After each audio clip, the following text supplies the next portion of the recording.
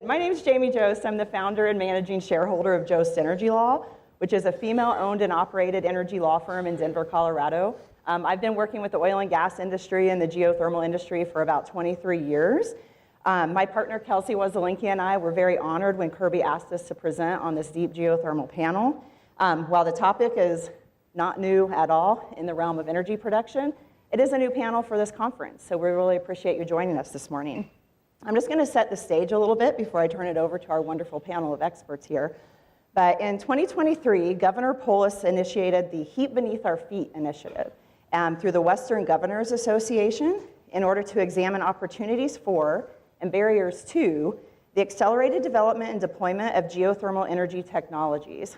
The governor, through a very rigorous stakeholder process that included 4 workshops, 6 tours, a public survey, and a webinar series, generated recommendations for increasing the development and the deployment of geothermal energy in the West. Several of these recommendations were improving resource assessment and data collection, mitigating risk in drilling and exploration, optimizing permitting and improving regulatory certainty, expanding funding opportunities, implementing incentives for consumer adoption, developing a workforce and contractor ecosystem, and increasing awareness and education for developing geothermal markets. In the additional step to support the Governor Polis's initiative, the Colorado Legislature in Senate Bill 23-285 last May 2023, confirmed that the development of geothermal resources is in the public interest for the state of Colorado, and that the development of geothermal resources should be undertaken in a manner that safeguards life, health, property, public welfare, and environment, including wildlife resources, to encourage the maximum economic recovery of the resource and to prevent its waste and protect correlative rights. So taking the governor's initiative and Senate Bill 23-285 into account, as Director Murphy said earlier today, the ECMC is engaging in a deep geothermal operations rulemaking, and we'll talk a little bit about that today. So we have our phenomenal panel of experts here. We have Ms. Johanna Ostrum from Gradient Geothermal, Mr. Mike Rigby from ECMC, and Mr. Jason Sorter from Geothermal Rising, here to talk to us about Colorado's initiatives for deep geothermal development, as well as several hot topics associated with that development today.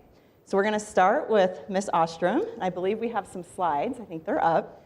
Johanna, can you please introduce yourself and then provide us with a little bit of background on the geothermal technology, as well as its connections to the oil and gas industry? Thanks, Jamie. Really excited to be here. Last time I was here was in 2019 when I was working for an oil and gas operator. I've been an engineer in the oil and gas and energy space for about 20 years now, but founded Transitional Energy, which then merged with Gradient Geothermal in 2020. So I get the great pleasure of teaching you all about geothermal energy in 5 minutes. I'm going to try not to talk too fast and use my arms too much, but I really want to set the basis of what is geothermal energy, how are people developing it, how are people looking at it in Colorado, what does a power plant look like? So very broad, and then there might be some questions at the end, and you guys can flag me down if you want to talk more details, but I'm going to try and do a real high-level, quick view of what geothermal energy is. So at the very basics, geothermal energy is a never-ending heat produced by the Earth. So the deeper you get, the hotter it is. And really the source of that energy is from radioactive decay and from the planet being formed. So that energy is a resource, and as many of you guys know, as you're drilling and producing oil and gas wells, a lot of the hydrocarbons that come out of the ground and the water is hot, right? The pipe is hot when you touch it. So that is a thermal resource that traditionally has been developed in the United States in places like California and Nevada, but new technology is coming where oil and gas technology is being transferred to the geothermal industry. They're starting to drill horizontal wells and sedimentary basins just deeper and hotter to access a thermal resource instead of a hydrocarbon resource. So really quickly, I want to talk about the several different types of geothermal drilling. So as your traditional going into a steam resource, that's what you'll see in California at the geysers that Calpine has been producing from for, Jason, when you saw the very first well drilled? Yeah, the very first well in the Western Hemisphere, 1850, I believe. Yeah. So it's still producing 1 megawatt of power. Yeah. So the geothermal technology has been around for a very, very long time. And now they're starting to, like I said, mention bringing geothermal technology, which is drilling horizontal wells where you have a producer and an injector, and you're pushing in cold water, and then right nearby connecting fractures, hot water comes to the surface, and you can generate electricity from that. And in the next few slides, I'll talk about kind of how they do that. There's also other developers that are connecting horizontal well bores together, and they're cycling fluid down. It heats up and then comes back up with a thermosiphon technology. So those are kind of what's happening now in the industry. And what you'll see in Colorado, you won't see steam drilling. We're not quite hot enough for that. But you'll see this bringing of hydrocarbon drilling technology to the geothermal space. So Gradient Geothermal, I'm the COO of Gradient Geothermal. We generate geothermal energy from existing oil and gas wells. So as I mentioned, as you touch those pipes near an oil and gas well, you'll realize it's pretty hot. And so our philosophy is there's millions of existing oil and gas wells that have the right temperature to produce geothermal energy. It's lower grade, so you think of it like rooftop solar for residential. We're putting small generators on a bunch of sites to supply power either to the operator or to the grid. And this can be applied really anywhere where there's oil and gas wells. And then that kind of opens up this new idea of low temperature geothermal. Traditional geothermal is kind of ring of fire. You see it in Japan, Indonesia, and in California. So those really hot places. But now there's geothermal technological advancement where we're pushing out into sedimentary basins kind of farther away from those traditional areas. As some of you may or may not know, and based on what Jamie said, our governor is a big fan of geothermal energy. He was the head of the Western Governors Association and kicked off a study by that group to look at what resources there are in Colorado and other states. And that report estimated there's 5,500 gigawatts of geothermal energy potential in the state. I know the ECMC is also working on a report with the Colorado Geological Survey, I don't mean to steal your thunder here, on evaluating the resource in Colorado. So, exciting things are going to be happening in the state soon. So what does a geothermal power plant look like? So here's a couple pictures. On the bottom left is a picture of our system. It's about 70 feet long by about 6 or 7 feet wide, so long and skinny, and that's a 75 kilowatt unit, and that can be set at oil and gas sites. That's a small mobile modular unit, and then above that is part of Ormat's system in Nevada, where you have these big cooling towers where you're generating multiple megawatts, right? 20 megawatts, 30 megawatt kind of size there. And that's what really you are going to see in Colorado is a closed loop system where you're circulating a refrigerant that has a lower boiling point than water. It's technical and I don't have enough time to talk about it, but you think about an air conditioner that runs in your car or in your house, this is the same idea except it's running in reverse. So there's no emissions, it's all closed loop, you're just making a refrigerant turn into a vapor and then back into a liquid again, and it spins a turbine. So there's no emissions and has very little impact on the surrounding neighborhoods and things. Also, can't talk about geothermal without thinking about heat pumps. So those are residential and commercial applications of geothermal energy. That's where you drill very shallow to 10, 20 feet below us where it's a really consistent 55 to 60 degrees. And you can circulate that fluid through homes and that helps cool in the summer or heat during the winter. There's a lot of incentives happening in Colorado to develop that as well. And to wrap this up, there's been a lot of, like I mentioned, recent geothermal developments. There's a lot of startups in this space, a lot of attention and investment coming from both the federal government, state governments, and investors, right? We have this problem where we want to be renewable energy, we want to decarbonize, but we've got no baseload renewable energy. That's the problem with wind and solar. Geothermal is a really good potential partner solution in that. So there's been investment and really looking at how we can develop these technologies. Great, thank you so much. I'm going to go ahead and turn to you, Mr. Sorter. And if you could please introduce yourself and provide an overview of the federal legislation that you've been working on and how that may either guide or impact Colorado development. Absolutely, thank you, Jamie. My name is Jason Sorter. I'm the Director of Policy and Community Engagement for Geothermal Rising. We're the largest and oldest geothermal trade group in the world. And I'm a third generation Coloradan, and I'm from the Front Range, so I know we borrow a gallon or two of y'all's water every once in a while, so don't hold it against me. On the federal level, There's a flurry of activity occurring right now. I would like to start by saying that in addition to Governor Polis, Secretary Granholm is also a big fan of geothermal.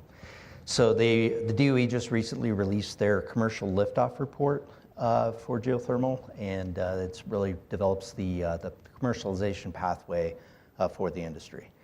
On Capitol Hill, there's a number of items that are moving currently. So we're involved in submitting report language for the appropriations process to increase funding for the Geothermal Technologies Office, the Office of Clean Energy Demonstrations, and the Loans Programs Office. Additionally, we're also asking for additional funding for USGS to increase their heat mapping exercises across the U.S. so we can expand the heat and resource map for geothermal.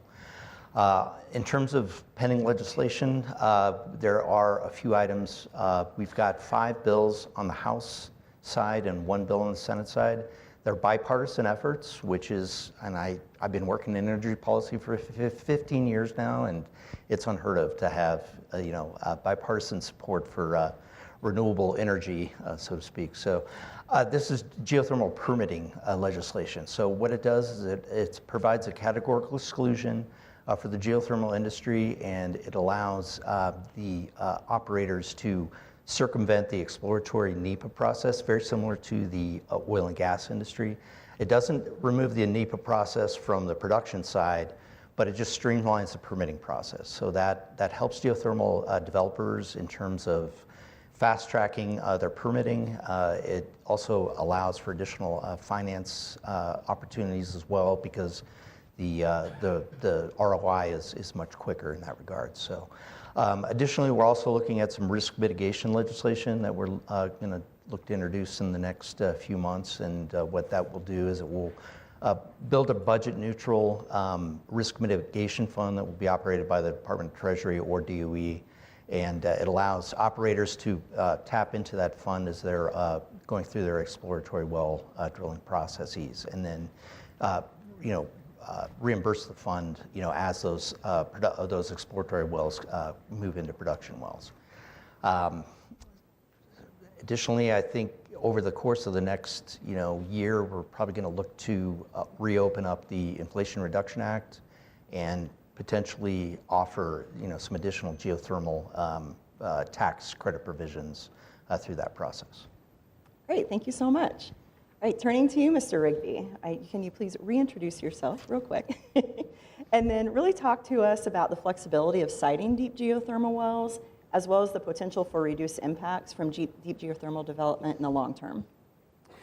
Sure, happy to be here again today. I'm Michael Rigby with the ECMC. I'm the Geothermal, CCUS, and Underground Gas Storage Program Coordinator.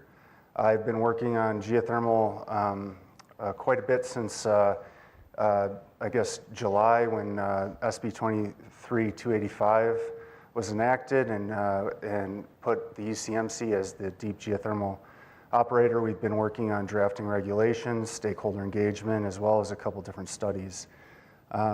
So as far as the flexibility of siting, and I'll try to be quick, but Johanna reviewed quite a few technologies, and it's pretty unique with geothermal. There's a lot of different strategies, from heat pumps that really are applicable everywhere, to direct use that can use shallow or deep water to heat nearby buildings or greenhouses or melt sidewalk ice, to power generation. So depending where you are in Colorado, you may have 1, 2, or 3 different options for geothermal. And so there's not many types of power or energy kind of strategies that are like that. So it's pretty unique in that regard. And as far as impacts go, and I'm going to kind of focus on deep geothermal, because that's really what the ECMC is working on, kind of drilling deeper wells, and not these like home heat pumps. So as far as drilling wells go, it looks a lot like drilling an oil and gas well.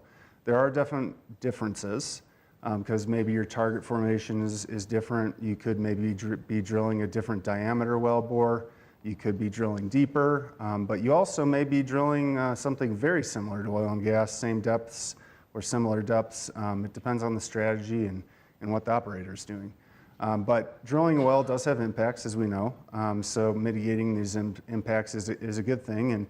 And beyond that, stimulation of these wells does occur.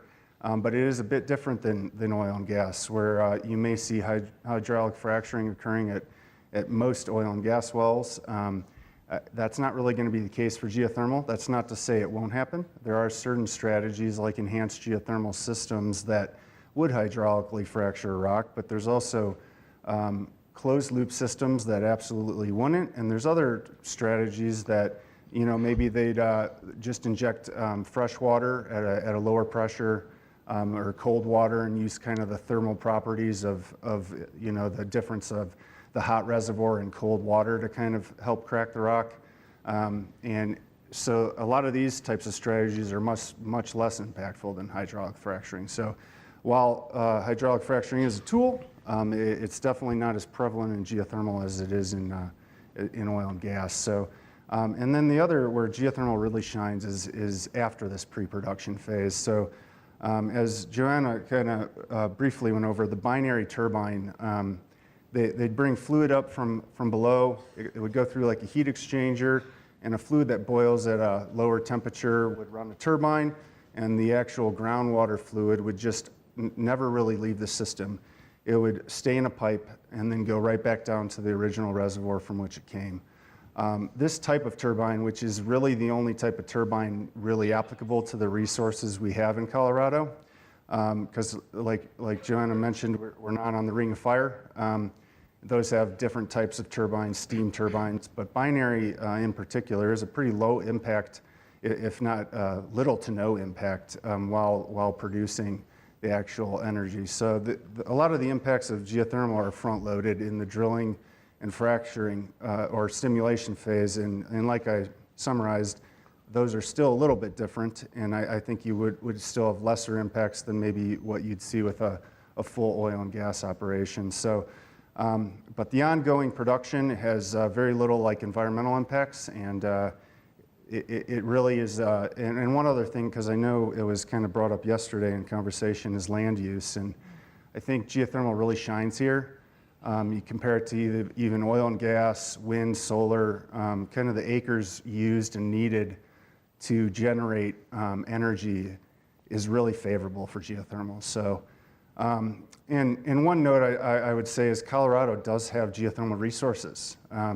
We are a pretty hot state compared to other states around the nation, and it very likely will be viable with a lot of these new technologies. So combining the flexibility of how it can be used, the impacts being generally less than a lot of other types of energy development, as well as the resources we have here, I think there's a lot of potential, and it's a pretty exciting time. So, Excellent. Thank you so much for that. Johanna, turning back to you, could you please talk about the aspects of co-production of deep geothermal development in Colorado, as well as the beneficial use that geothermal development brings to existing oil and gas operations? Yeah, so there's this great opportunity to take this small modular power plant design and apply them on a lot of oil and gas wells in Colorado and in other basins. I quickly flashed a map that showed green dots and orange dots for well locations across the US. Green being good for geothermal, orange being where you can really generate high quality geothermal energy. And every oil and gas basin in the US showed up. Also locations in Colorado. So when you think about impacts, there's no drilling, there's no hydraulic fracturing, fluid is already coming to the surface, so you have a de-risked resource essentially, and you can set these small modular power units on these sites. So what does that provide? It provides emissions-free electricity, which everybody's trying to electrify because that's kind of the key thing you can do to reduce emissions now. And so that provides on-site electricity and potentially reduces your scope 2 emissions if you're buying electricity from the grid. So this opportunity is thinking about holistically using the wellbore and the resources that are coming to the surface. So there's a thermal energy resource that you're producing along with your oil and gas. Of course, we like water, but oil and gas work as well. They run through our system, and we can produce electricity from those as well. So that's exciting. It can bring a second life for wells, potentially delay P&A liability because this is a well bore that was drilled for however many millions of dollars, depending on when it was drilled.